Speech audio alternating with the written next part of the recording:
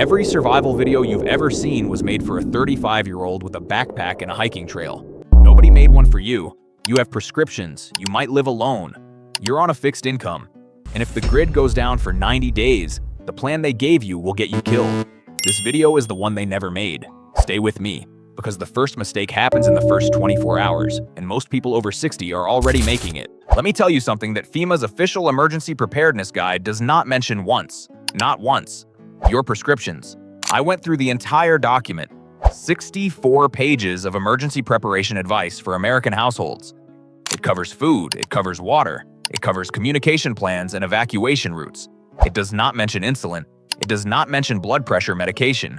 It does not mention the fact that approximately 85% of Americans over the age of 65 take at least one prescription medication every single day, and that many of those medications have strict requirements that a power outage will immediately put at risk.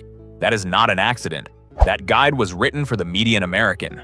The median American is not 65 years old, is not managing multiple chronic conditions, is not dependent on refrigerated medication to stay alive. You are not the median, and the median plan will not serve you. I've spent weeks going through CDC mortality data, pharmacological studies on drug degradation, and incident reports from the 2021 Texas freeze, Hurricane Maria, and Hurricane Ida. What I found is this. In every major extended power outage in the last 20 years, medication failure was one of the leading causes of preventable death and hospitalization among older adults. Not because people ran out of medication, because they didn't know what happens to medication when the power goes out. Today, we're going to fix that. There are 6 things that happen to your medications when the grid goes down. 6 specific failure points, most of which start within the first 48 hours. And at the end of this video, I'm going to give you a simple action list you can start on this week. Most of it costs under $50. All of it could save your life. Let's start with the one that begins the moment the power goes out. Before we get into the 6 failure points, I need to give you one rule, one idea that changes how you think about this entire problem. Here it is. Your medication is only as reliable as the system keeping it stable. That sounds simple, but think about what it actually means. Right now, your insulin is sitting in a refrigerator that runs on electricity from a grid maintained by a power company that employs thousands of people, connected to a fuel supply chain that spans thousands of miles. Your blood pressure medication is in a bottle that you refill at a pharmacy that orders from a distributor that ships from a manufacturer. Every single link in that chain requires the system to keep working. When the grid goes down, not for 8 hours, not for a day, but for weeks or months, those chains break, one by one, and the medication you depend on to regulate your heart, your blood sugar, your thyroid, your blood pressure, it doesn't disappear overnight. It degrades, it becomes inaccessible, it runs out. And here's the part that makes this dangerous. It happens quietly. Your insulin will look exactly the same after it's been heat damaged. Your anticoagulant will look the same after it's been stored improperly. There is no warning label that lights up. There is no alarm. You take it. You think you're protected, and you're not. That is the real threat. Not running out, failing silently. Now let's go through the 6 ways this happens, and exactly how to prevent each one. Failure point 1. Temperature, the 77-degree line. This is the one that starts within hours of a power outage. Let's talk about insulin first, because it is the clearest example. But the same principle applies to a long list of medications you may be taking right now. Unopened insulin, stored in your refrigerator between 36 and 46 degrees Fahrenheit, is good until the expiration date on the package. That's what most people know. Here's what most people don't know. Once insulin is opened, once you've used it even once, it is no longer refrigerator stable in the same way. An opened vial or pen of insulin can be kept at room temperature, but only up to 77 degrees Fahrenheit, and only for 28 to 30 days depending on the type. Above 77 degrees, insulin begins to degrade. The proteins in it break down. Its effectiveness drops. And this is critical. You cannot see it happening. The insulin looks identical. The color is the same. The consistency is the same.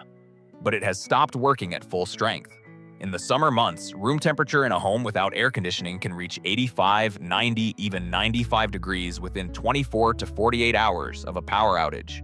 In those conditions, insulin left on a countertop degrades rapidly, and insulin is not alone on this list. Nitroglycerin, which many people over 60 carry for heart conditions, degrades quickly when exposed to heat and light.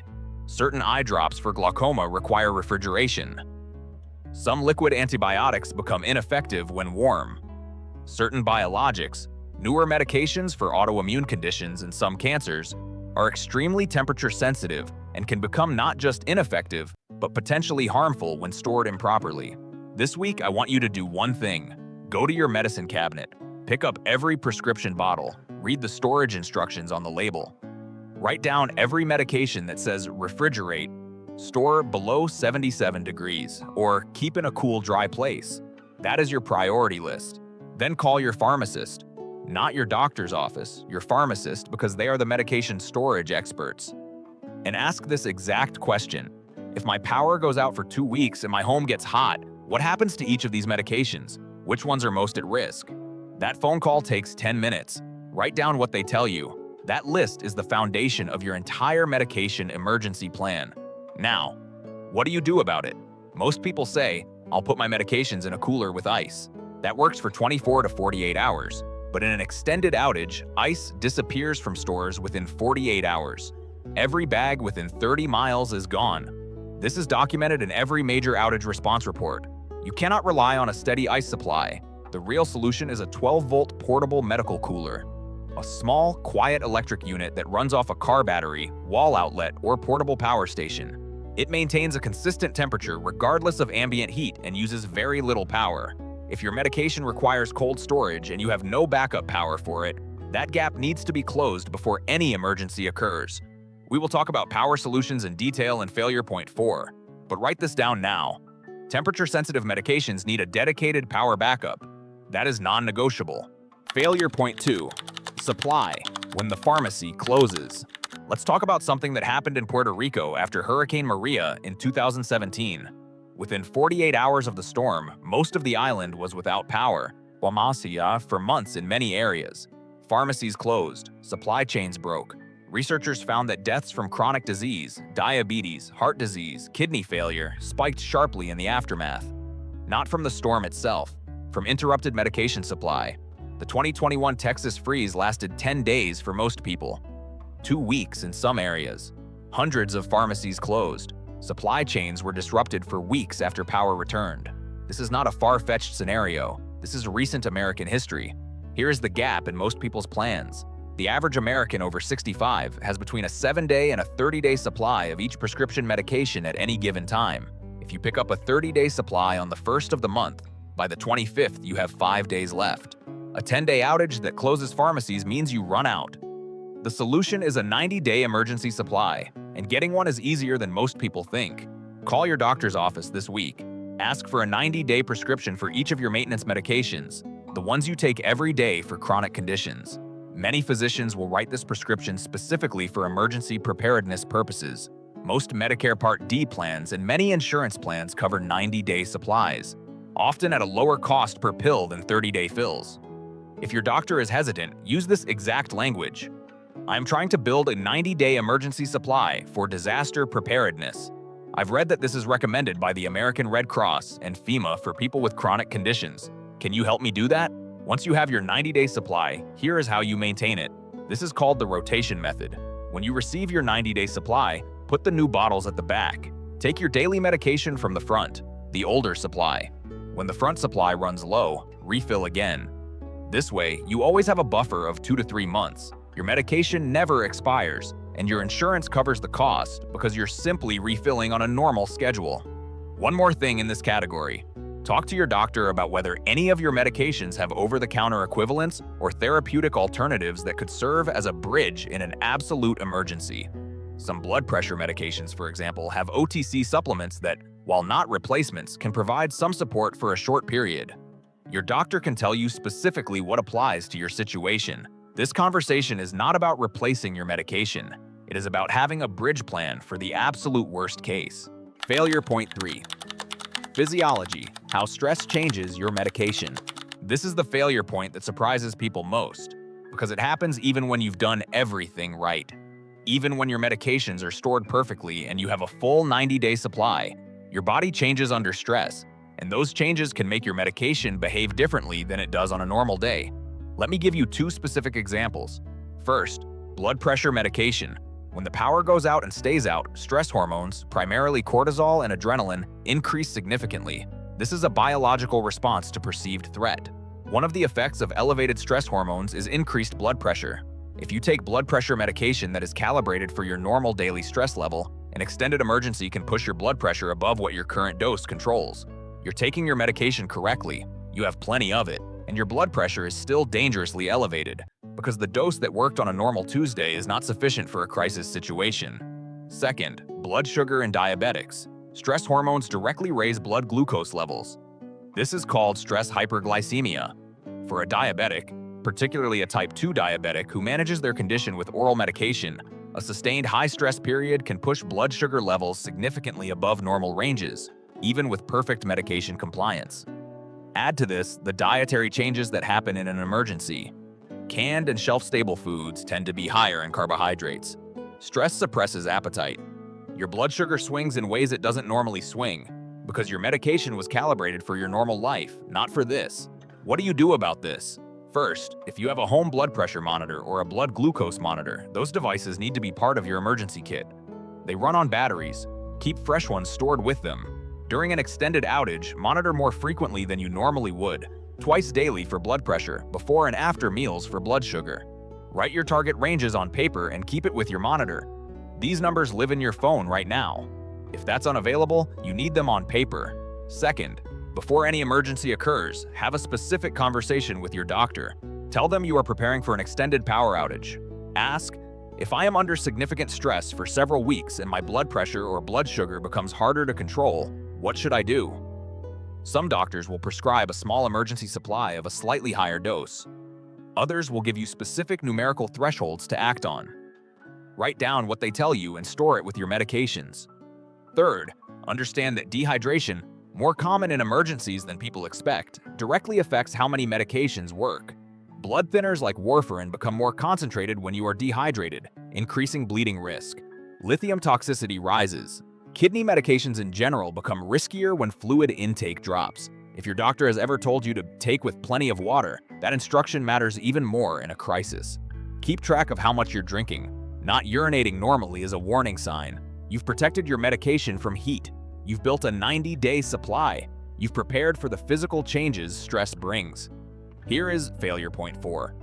This is the practical one, the one about power, and the specific, affordable solution that most people don't know exists. Failure point 4. Power, keeping the cold chain alive. We talked in failure point 1 about temperature-sensitive medications needing a dedicated power backup. Now let's build that solution in specific, practical terms. The goal is simple. Keep your medication cooler running for as long as the outage lasts. Here is the system that does that at the lowest possible cost. Component 1. A portable power station. A portable power station is essentially a very large rechargeable battery with standard wall outlets, USB ports, and DC outputs built into it. It looks like a large lunchbox. It makes no noise. It produces no fumes. It can sit in your bedroom or kitchen and run your medical cooler, charge your phone, and power small medical devices like CPAP machines or hearing aid chargers. For medication cooling specifically, the Jackery Explorer 300 Plus is a reliable entry-level option at around $250. The Bluetti EB3A is comparable in price and capacity. Both will run a small 12-volt medication cooler for 2 to 3 days on a single charge. The key word is single charge. To extend that, you need Component 2. Component 2, a small solar panel. A 100-watt portable solar panel, the kind that folds up like a briefcase, costs between $80 and $150 and can recharge a portable power station in 4 to 8 hours of direct sunlight. In most of the continental United States, you can expect 3 to 5 usable solar hours per day, even in winter. The math works simply. Your cooler uses roughly 40 to 60 watts per hour. A 100-watt panel on a clear day generates more than it consumes. On cloudy days, less, but still extends your battery significantly. Together, a power station and solar panel can keep a medication cooler running indefinitely as long as you have some sunlight. A realistic assumption for most of the continental United States. Total cost of this system, approximately $350 to $400. That is less than 1 month's copay for many chronic condition medications. For someone whose life depends on temperature-stable insulin or cardiac medication, this is not optional equipment. If that's not in the budget right now, here is a minimum viable solution under $30. Purchase a quality insulated cooler, a Yeti or RTX if you have one, or a basic Coleman if you don't. Purchase reusable gel ice packs, the kind that stay frozen longer than regular ice. Keep those gel packs in your freezer at all times. When a power outage begins, immediately transfer your temperature-sensitive medications into the cooler with the gel packs. A quality insulated cooler with pre-frozen gel packs will maintain safe temperatures for 48 to 72 hours, significantly longer than ice. That 72-hour window gives you time to get to a warming center, a family member's home, a hotel, or to purchase dry ice if the outage extends. It is not a complete solution, but it is better than nothing, and you can implement it today. Write this down. The day a major storm or outage is forecast, the very first thing you do, before you fill the bathtub, before you charge your phone, before you do anything else, is transfer your temperature-sensitive medications to that cooler with your gel packs. Do it first, before the power actually goes out. Failure point 5, documentation, when you can't speak for yourself. I want you to imagine this scenario. It is day 6 of an extended outage. You are alone. You have been eating less than normal, sleeping poorly, and managing more stress than usual. You feel dizzy. You sit down. A neighbor finds you unresponsive and calls 911. The paramedics arrive. They ask, what medications is this person on? What are the doses? What conditions are they being treated for? The answer is on your phone, which is dead, or in your pharmacy's computer system, which is offline, or in your doctor's electronic records, which require internet access to retrieve. The paramedics do not know if you are on blood thinners, which would change how they treat a head injury. They do not know if you are diabetic, which would change how they interpret your symptoms. They do not know if you are on a medication that interacts badly with the drugs they might give you in an emergency. This is not a rare scenario. It is a documented problem in every major extended disaster. Medical responders consistently report that one of their biggest challenges is not knowing a patient's medication history when normal systems are down. The solution is a single piece of paper, and it takes 20 minutes to create. Sit down this week and write out a medication information card. It should include your full name and date of birth, every medication you take, the dose, and how often you take it, every medical condition you are being treated for, every drug allergy you have, the name and phone number of your primary care physician and your pharmacist, the name and phone number of your emergency contact. Print this. Laminate it if you can. A basic laminator costs $20 and a set of pouches costs $5. If you cannot laminate it, put it in a small waterproof zip bag. Keep one copy in your wallet. Keep one copy on your refrigerator door, because emergency responders are trained to check the refrigerator door first in an older adult's home. Keep one copy in your car's glove compartment. Tell one family member or trusted neighbor where these copies are. That laminated card in the hands of a paramedic who doesn't know you can prevent a fatal medication error. It can ensure you receive the right treatment when you cannot communicate. It costs nothing but 20 minutes of your time. If you do nothing else from this video, do this. Today, documentation done. You are now your own advocate, even when you can't speak. Here is the final failure point, and it is the one that nobody in the survival community ever addresses, because it requires admitting something that is hard to say out loud. Failure point 6, mental health medications and the hidden risk. Approximately 1 in 5 Americans over the age of 65 takes a medication for depression, anxiety, or another mental health condition. Antidepressants, anti-anxiety medications, mood stabilizers, sleep medications. These are among the most commonly prescribed medications in America, and they are almost never discussed in emergency preparedness planning. Here is why they matter so much in an extended power outage. First, many of these medications cannot be stopped suddenly. Antidepressants like SSRIs and SNRIs cause significant withdrawal symptoms when discontinued abruptly. Dizziness, nausea, flu-like symptoms, intense anxiety, electric shock sensations called brain zaps. Anti-anxiety benzodiazepines like Xanax or Valium can cause dangerous withdrawal symptoms, including seizures if stopped suddenly in a person who has been taking them long-term. If your supply is interrupted for even 5 to 7 days because a pharmacy closes during an outage, the consequences are not just discomfort. They can be medically serious. Second, a prolonged high-stress emergency is precisely the kind of environment that makes mental health conditions harder to manage. Disrupted sleep, social isolation, financial stress, loss of normal routine. These are all documented triggers for depression, anxiety, and mood instability, and they all occur simultaneously in an extended power outage. Your medication that manages your mental health on a normal day may be less effective in an environment specifically designed to destabilize mental health. Third, The interaction between stress and certain mental health medications creates additional risks. Some anti-anxiety medications affect blood pressure. Some antidepressants affect heart rhythm. Under the physiological stress of an emergency, these interactions become more significant. What do you do about this? The same principles apply. Build a 90-day supply using the rotation method we discussed in Failure Point 2. Have the specific conversation with your prescribing doctor. I am building an emergency supply of my medications. Here is why. Can you help me do that? Most doctors, when given that framing, will assist. Additionally, tell one trusted person, a family member, a close neighbor, anyone, what medications you take for your mental health and what the warning signs are if you begin to have a problem. This is a difficult conversation, but a person who knows you are on a mood stabilizer and knows what instability looks like for you is infinitely more valuable than emergency responders who have no context. Finally, if you are on a medication that requires regular blood level monitoring, lithium for example, or certain anticonvulsants used as mood stabilizers, talk to your doctor now about what the protocol is if you cannot get to a lab for an extended period. There are specific signs of toxicity or underdosing that you can monitor for at home. Know those signs before you need to. These medications keep you stable. They keep you functional. They deserve the same emergency planning as your insulin and your blood pressure pills. Here's your action list. 4 weeks. 6 actions. Print this out and put it on your refrigerator. This week, Day 1. Go to your medicine cabinet. Read every label. Write down every medication that requires refrigeration or has a temperature restriction. Call your pharmacist and ask what happens to each one in heat. This takes 30 minutes and costs nothing. This week, Day 2. Create your medication information card. Full name, every medication and dose, every condition, every allergy. Doctor and pharmacist phone numbers. Emergency contact. Print it, laminate it, or put it in a waterproof bag. Place one on your refrigerator. Put one in your wallet. Done. Week 2. Call your doctor's office. Ask for 90-day supplies of all your maintenance medications.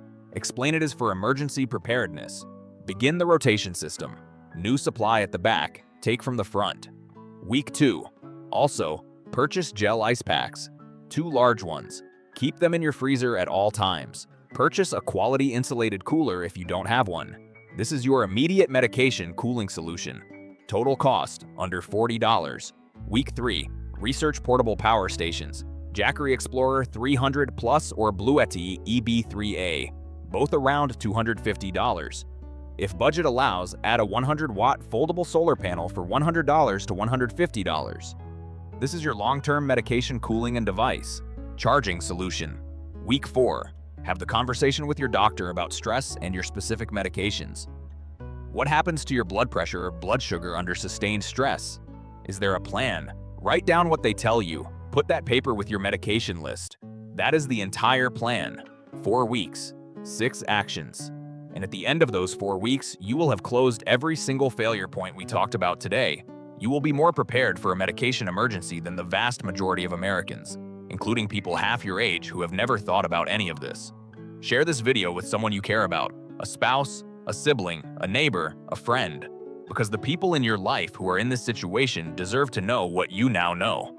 Leave a comment below telling me which step you are starting with this week. I read every one, and if there is a specific medication or condition you want me to cover in more detail, insulin storage, CPAP backup power, anticoagulant management during emergencies, tell me in the comments. I will make that video. Take care of yourself. You've earned it.